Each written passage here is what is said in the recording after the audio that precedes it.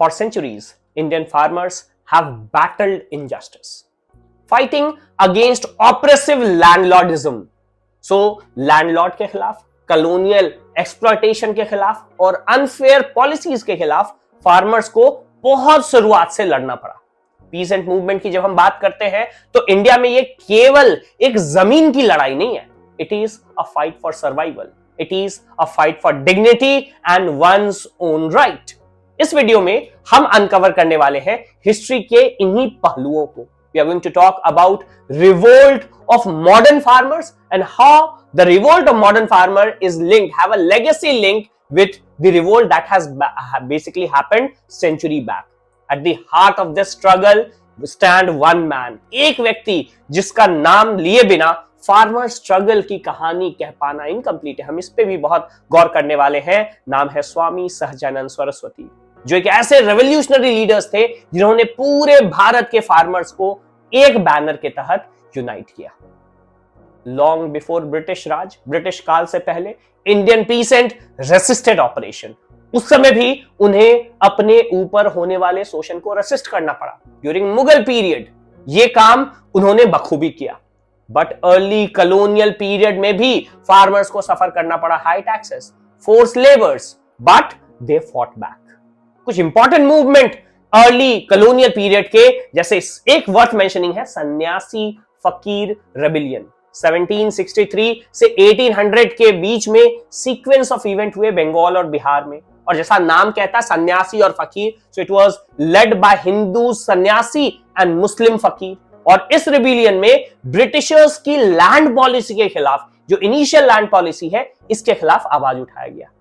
थोड़े ही समय बाद 1859 से 1860 के आसपास इंडिगो रिवोल्ट हुए बंगाल में, और ये जो कि बाद का इंडिगो रिवोल्ट है उससे ऑलमोस्ट सिमिलर था। बंगाल का Indigo revolt was against the forced growth of Indigo instead of food crop. तो बंगाल के फार्मर्स को इंडिगो ग्रो करने के लिए फोर्स किया जा रहा था और फूड क्रॉप ग्रो नहीं करने दिया जा रहा था। इस कारण से कई बंगाल के फेमाइन भी इस दौरान आए और फेमाइन की भयावहता और बढ़ जाती थी, क्योंकि उनके पास फूड क्रॉप नहीं हुआ करते थे। These early revolt laid foundation of bigger struggle and then came revolt of 1857। 1857 का विद्रोह फर्स्ट मेजर अपराइजिंग था ब्रिटिश रूल का, और ये इसलिए भी इंपॉर्टेंट है। जब भी आप हिस्ट्री पढ़ते हैं 1857 के रिवोल्ट को एक पिवटल पॉइंट रखते हैं, क्योंकि 1857 के बाद ब्रिटिशर्स की सारी पॉलिसी सारे क्षेत्र में बदल गई। After 1857 Britishers tightened grip on farmers, नए टैक्स लगाए गए, अनफेयर लैंड लॉज लगाए गए एंड कमर्शियल फार्मिंग को फोर्स किया गया ताकि पीजेंट और ज्यादा सफर करने लगे। बट रेसिस्टेंट धीरे धीरे ग्रो कर रहा था। कुछ की मूवमेंट तुरंत 1857 के बाद आप देख सकते हैं, जैसे इसमें से बहुत फेमस मूवमेंट है डेक्कन रॉयट ऑफ 1875। महाराष्ट्र के इलाकों में फार्मर ने रिबेल करा अगेन मनी लेंडर्स, जिन्होंने सीज कर दिया था उनका लैंड। मैंने इससे पहले भी फार्मर्स के इश्यूज पे बात की है और मैंने बताया कि किस तरीके से मनी लेंडर्स, जमींदार्स और ब्रिटिशर्स का एक नेक्सस काम करता था, जिससे ये एक दूसरे को सप्लीमेंट और कॉम्प्लीमेंट करते थे। चंपारण सत्याग्रह वर्थ मेंशनिंग है 1917 में, और सबको पता है it was led by Mahatma Gandhi इन बिहार। एक पहला मेजर पीजेंट रिवोल्ट जो गांधी जी ने लीड किया और फोर्स करा इंडिगो फार्मिंग सिस्टम को, जिसको उस समय तिनकठिया सिस्टम भी कहते हैं, जिसमें 1/3 लैंड पे इंडिगो लगाना एसेंशियल था। फोर्स करा कि ब्रिटिश इस पॉलिसी को वापस ले ले। One of the first major successful movement हम कह सकते हैं फार्मिंग मूवमेंट में। नेक्स्ट बारदोली सत्याग्रह 1928, और एक बहुत बड़े पर्सनालिटी सरदार वल्लभ भाई पटेल। इस सरदार वल्लभ भाई पटेल में जो सरदार शब्द है, इसी रिवोल्ट के बाद उनके नाम पे लगा।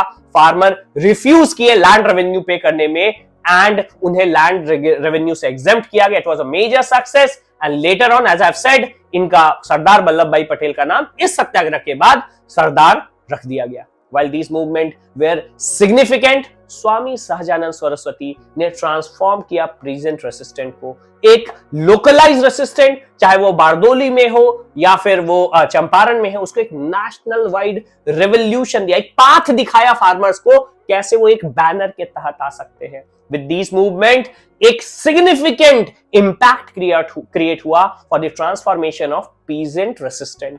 एक नेशनल वाइड रेवोल्यूशन बना, एज आई हैव सेड, और इस मूवमेंट से स्वामी सहजानंद सरस्वती ने ट्रांसफॉर्म करा पीसेंट रेसिस्टेंट को एक ऐसे मूवमेंट में जो कि फ्रीडम स्ट्रगल में भी बहुत कंट्रीब्यूट किया। क्या था स्वामी सहजानंद सरस्वती का की कंट्रीब्यूशन?